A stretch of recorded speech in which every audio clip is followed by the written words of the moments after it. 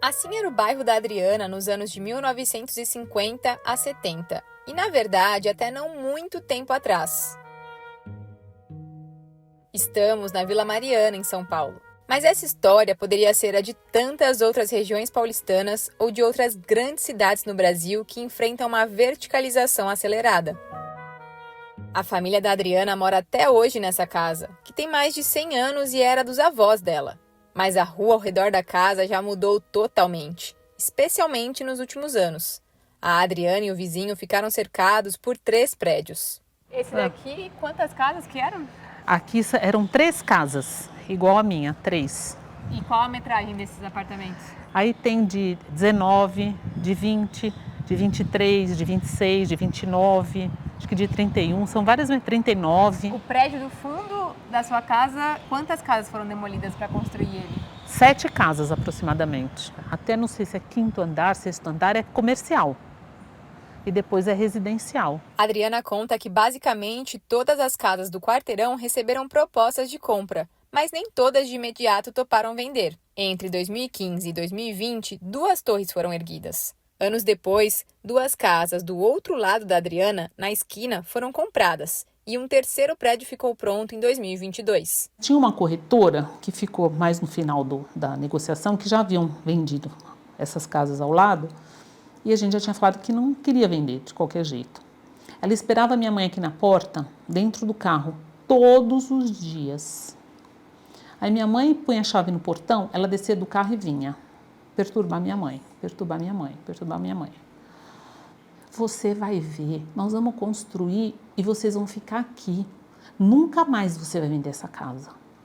Urbanistas dizem que, sem planejamento adequado, uma rua composta, sobretudo por torres residenciais, pode perder funções vitais. O espaço vira um lugar de passagem, não de permanência. A rua perde percepção de segurança e o pedestre se sente pouco convidado a circular ou interagir. Sai a senhora da janela, entra o anonimato por trás de portarias e muros. Mais moradores, porém mais gente se sentindo sozinha. Antes parecia uma rua do interior, né? As casas sem prédios, os vizinhos todos se conhecendo, os filhos dos vizinhos mais ou menos da mesma idade. Então a gente brincava muito na rua, passava muito poucos carros, a gente montava rede de vôlei, a gente jogava taco na rua, ficava todo mundo, meninos e meninas, brincando. A Adriana perdeu não só os vizinhos com os prédios ao redor, por mais paradoxal que isso possa parecer. Mas a casa dela também tem menos incidência de sol do que tinha antigamente. E a percepção é de que o trânsito na rua piorou bastante. Então as casas, os portões eram baixos, não tinha... Até a porta ficava aberta, destrancada, né? Porque todo mundo se conhecia, todo mundo se queria bem, todo mundo se ajudava. Então tinha um vínculo de afetividade, de respeito, de cuidado uns com os outros, né? E hoje não tem mais isso. Não tem contato com os vizinhos, não tem relação, porque os apartamentos são feitos para estudante ou para Airbnb de final de semana. O fluxo é muito grande de entra e sai. Você vê gente do outro lado da rua falando, nossa, olha o prédio, olha, tem outro prédio, olha, sobrou essa casinha. Quantas vezes eu vi? Aqui nessa parte da Vila Mariana, um grupo de vizinhos se uniu contra o assédio imobiliário. Cerca de 30 plaquinhas deixam bem claro: esta casa não está à venda. Eles querem impedir a construção de novos prédios por aqui e preservar a identidade da vizinhança. Por si só já é um absurdo você ter que colocar uma placa na sua casa dizendo que você não quer vender. Sendo que o normal seria, se eu realmente quisesse, colocar uma placa vende-se. Ela não é o suficiente. Mas ela demonstra que nós sabemos o que está acontecendo. Como que acontece? Primeiro, eles descobrem os nossos dados e dados de parentes. O valor não é grande coisa normalmente. Eles compram, por exemplo, porque a média aqui, R$10 mil o metro quadrado, os apartamentos estão subindo 22, 24 mil o metro quadrado. Quando não é mais, tá? Muita gente, assim, muita gente assina esse contrato sob pressão, porque o argumento é, olha, seu vizinho já vendeu, olha a placa na porta da casa dele, futuro empreendimento. As pessoas saindo derrotadas das casas. Eu não queria vender, mas não teve jeito, é o que a gente mais ouve. Desde 2014, Patrícia Machado tem uma página nas redes sociais chamada Chega de Prédios. Ela mora na Vila Mariana há 25 anos e considera que o bairro está mudando de uma forma vertiginosa, principalmente nos últimos 3 anos. Eu fui super criticada, né, por algumas pessoas a respeito desse nome. Ah, vocês são contra prédios? Não somos contra prédios. Nós somos contra a verticalização predatória. Eu defendo a proteção das áreas sensíveis, tá, da cidade. E áreas sensíveis, leia-se na questão ambiental, na questão de patrimônio histórico-cultural, tá? Na questão de infraestrutura que não comporta o que está acontecendo.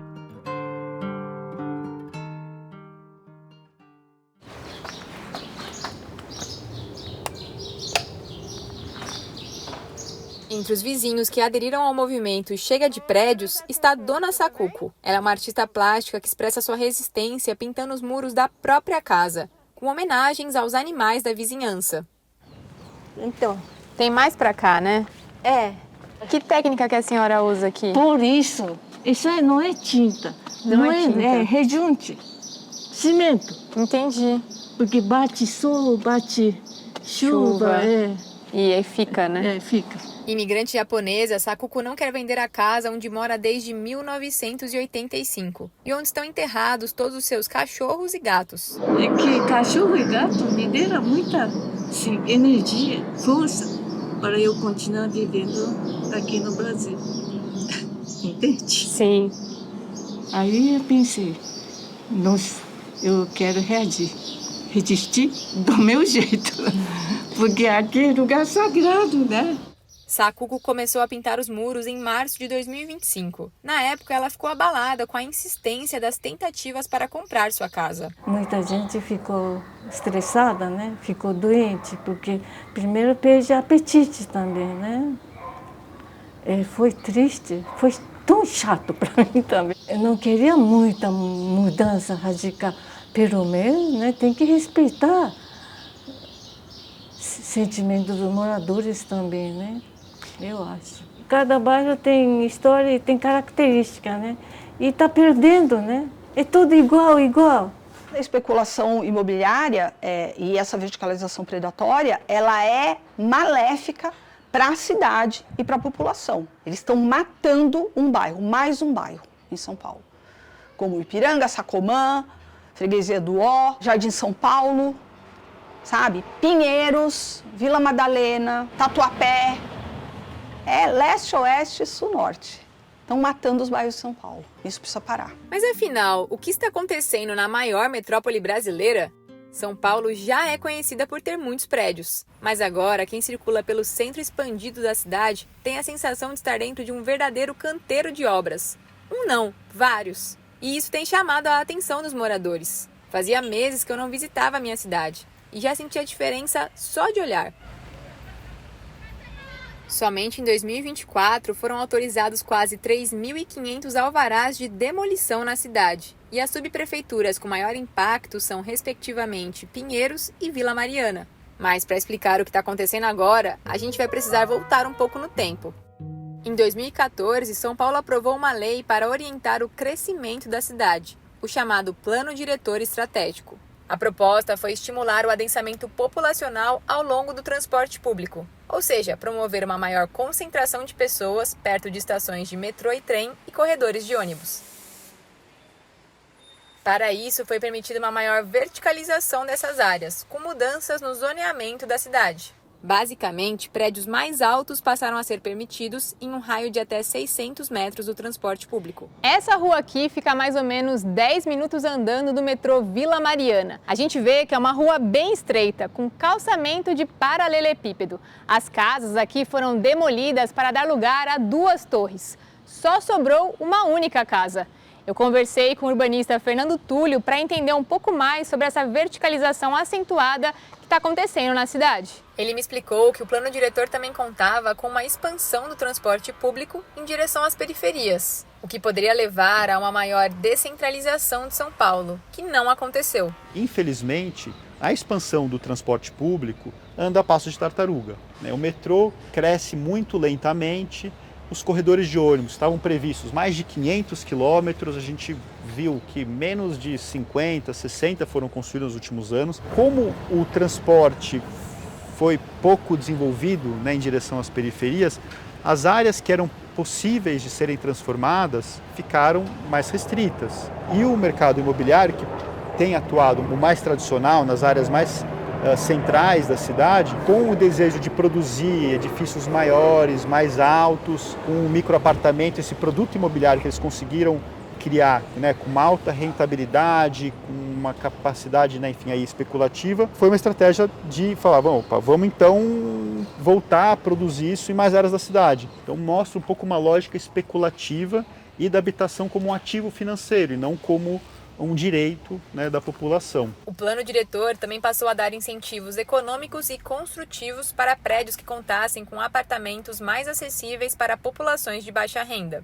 Só que parte dessas unidades acabaram sendo compradas por investidores, o que está sendo investigado como fraude por vereadores de São Paulo em uma CPI. Nossa reportagem falou com o vereador Nabil Bonduque, relator do plano diretor de 2014. Mais de 10 anos depois, pedimos que ele analisasse o que foi implementado na prática. Eu tenho bastante preocupação com o resultado. Eu acho que a proposta foi uma proposta muito consistente, foi uma proposta de reestruturação da cidade. O que aconteceu foi que as incorporadoras, por vários mecanismos, em grande parte com a anuência do poder público, acabaram fazendo algumas unidades grandes, combinadas com muitas unidades muito pequenas, destinadas principalmente para o aluguel temporário. E nós estamos falando principalmente isso no centro expandido. Então foi se perdendo uma questão que era básica, que era o seguinte: unidades de tamanho médio, né, vamos dizer assim, nem muito pequenas nem muito grandes, com pouca vaga de garagem,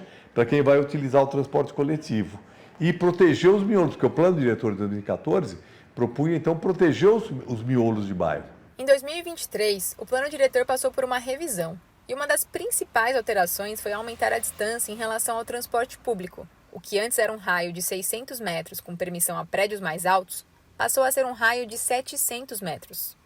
Isso fez com que novos terrenos passassem a ser interessantes para incorporadoras e construtoras, como a região da Dona Sacuco e das outras pessoas que colocaram a placa "Esta casa não está à venda". Essa diferença de 100 metros pode até parecer pouca coisa, mas com certeza não é para quem teve que mudar um comércio inteiro de lugar. O Manolo até tentou comprar o imóvel onde funcionava seu café, mas não teve jeito. A incorporadora ofereceu 3 vezes mais do que ele. O jeito foi se mudar para o quarteirão da frente, tombado por causa de um convento. E mesmo sendo perto, o Manolo está sofrendo o impacto da mudança. Mudou bastante. Primeiro que o espaço aqui é menor, um pouquinho menor. Mas tudo bem, contornável. O pior para a gente é a freguesia que a gente tinha. Tinha mais ou menos uns 500 moradores aqui e boa parte deles vinham aqui no meu café, no estabelecimento aqui do lado, para consumirem. E mais a amizade. Aí a gente perdeu essa clientela, né? Estamos aqui há mais de um ano sem essa clientela. Mas aí futuramente vai ter as torres, você acha que vai melhorar de novo? Eu não sei, eu não acredito que vai encher de moradores, porque tem vários empreendimentos, que eu ouço por aí, vários empreendimentos, a venda desses empreendimentos está bem desacelerada, não está acelerada não. E você se preocupa com isso? Sim, me preocupa, porque eu gastei dinheiro, eu tive que comprar esse imóvel aqui, eu comprei esse imóvel, estou pagando ele e eu não sei o que pode acontecer amanhã, eu fico preocupado sim. Perto do Café do Manolo, uma outra rua se tornou atrativa para o mercado. Alguns vizinhos quiseram e conseguiram resistir, mas a maioria das casas foi vendida e um novo empreendimento vai ser construído. Então, a partir daqui, já vai ser demolido. Aquela lá é a última casa que não vai ser. Aqui até a esquina, eles vão demolir. Toda essa parte do quarteirão Toda aqui, essa né? parte. Isso aqui seriam as costas do empreendimento, o prédio é na rua de cima. Tá. Né? E então, a gente nunca entendeu por que tanta pressão, né? Já que o prédio é lá. E aí, assim, Yolanda, teve uma coisa que foi horrível, que eu fiquei sabendo que eles queriam a minha casa para fazer quadra de tênis. Nossa! Assim, eu vou te falar, esse dia pra mim foi duro, eu chorei, assim, porque é duro, né? Precisa mesmo acabar com uma rua que nem essa, né? Quer dizer, que é uma comunidade, a gente é uma mini comunidade. Uma aqui. vilinha, né? E você se preocupa com como é que vai ser o barulho por causa das obras, que é bem do lado da sua casa, né? Muito. Eu me preocupo com o barulho, eu me preocupo com a minha casa. A minha casa, ela foi construída por volta dos anos 50. É uma casa super antiga. Eu já quis fazer obras ali que o arquiteto falou pra mim, não dá. Porque eu não sei o que vai acontecer com o resto. Entendi. Imagina, uma fundação ali, o prédio vai vir exatamente até o meu quintal lá atrás. Tem um muro gigante e ele vai até ali. Entendi. Então, assim, o que vai acontecer com a minha casa mesmo, né? Não é nem só o barulho nem fala.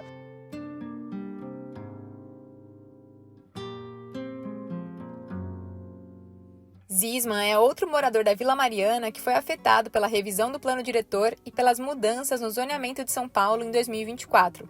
Ele que anos antes já tinha vendido uma casa para ser demolida. Agora voltou a ser procurado por incorporadoras e construtoras em seu novo endereço. Esta quadra onde estou morando, pela lei de zoneamento antiga, era uma zona de proteção de mananciais nascentes do córrego Pedra Azul. Então, esta quadra inteira tinha restrições a que não poderia ter verticalização. No entanto, depois que eu consegui construir, reformar tudo que está aqui, né, a nossa Câmara de Vereadores mudou a lei de zoneamento. A mudança, né, nos pegou de surpresa, né, porque a gente acreditava fortemente de que uma região protegida por questões ambientais fosse uma proteção suficiente para que a gente não tivesse esse problema, né.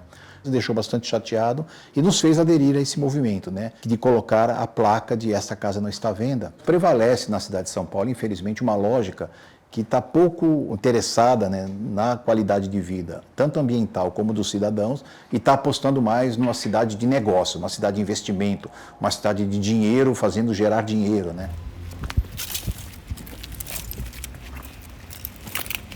Eu conversei também com o advogado ambientalista e de urbanismo Heitor Marzagão sobre essas mudanças pelas quais a Vila Mariana e São Paulo estão passando. Aqui, especificamente, era uma zona mista. Poderia construir prédios, né, até 28 metros de altura. Com a mudança da legislação, agora, de acordo com o tamanho do lote que o empreendedor consiga comprando todas as casas que ele vai comprando, uma do lado da outra, ele consegue uma área grande de terreno, ele consegue construir prédios sem limites de altura. O que vai limitar a altura é o tamanho do lote e é também o limite disposto pela aeronáutica, que também impede prédios muito altos em algumas localidades. Para Heitor, o plano diretor de 2014 errou ao permitir que as áreas de intensa verticalização fossem definidas antes de estudos ambientais e do território. Não é que ele ficou incompleto, ele pressupunha que em seguida fosse feito um estudo, né, identificando o que deveria ser protegido e preservado na cidade. Por exemplo, vilas, né, por exemplo, áreas que tinham interesse do ponto de vista arquitetônico, né, edifícios, áreas que tivessem um interesse urbanístico, áreas que tivessem uma identidade de afeto das pessoas com o lugar. Então, esse trabalho que tinha que ter sido feito com participação das pessoas, com gente especializada pesquisando para então excluir das áreas de verticalização os lugares que têm que ser preservados. Não foi feito de maneira sistemática, que é o que deveria ter sido feito. O Nabil também disse que em alguns bairros o plano diretor funcionou bem, principalmente em regiões intermediárias entre o centro e a periferia. Segundo ele, a maior desvirtuação da proposta original foi em áreas de classe média alta, no centro expandido. Muitos especialistas também apontam que não é a verticalização o problema. O mundo tem vários exemplos de bairros densos e, ao mesmo tempo, vibrantes, com edifícios com uso misto e fachadas ativas, por exemplo, que são aqueles comércios no térreo de prédios com entrada direta para a calçada. No plano diretor de São Paulo até existem incentivos para isso, mas levantamentos mostram que o aluguel desses espaços é caro e que eles estão, em sua maioria, desocupados. Também seria importante que as novas torres tivessem uma relação mais positiva com a rua e com o ecossistema ao redor. Essa transformação urbana, que está muito focada no espaço privado da cidade, nesses edifícios, transformou pouco o espaço público. Então a gente poderia pensar que parte desses recursos poderiam ser destinados à requalificação de calçadas, ampliação delas, arborização urbana, ao enterramento da fiação. São vários mecanismos que poderiam estar associados a esse processo de transformação urbana. Quando você muda a lei, as pessoas não sabem o que vai acontecer. O resultado dela é visto com a transformação realística ocorrendo. Demora 10 anos às vezes. Só daí os moradores tomam conhecimento daquilo que vai transformar a vida deles, porque na verdade até a transformação do território é a transformação da vida também das pessoas. E aí as pessoas reagem. Então o que está acontecendo hoje é que a lei de 2014 apresenta os seus resultados nocivos. Esse processo de transformação ele é irreversível. Depois que transformou, você não consegue mais voltar atrás. E é essa transformação da cidade de São Paulo hoje que tem que ser imediatamente revista. Nós já estamos num prejuízo enorme desse processo de verticalização desenfreada.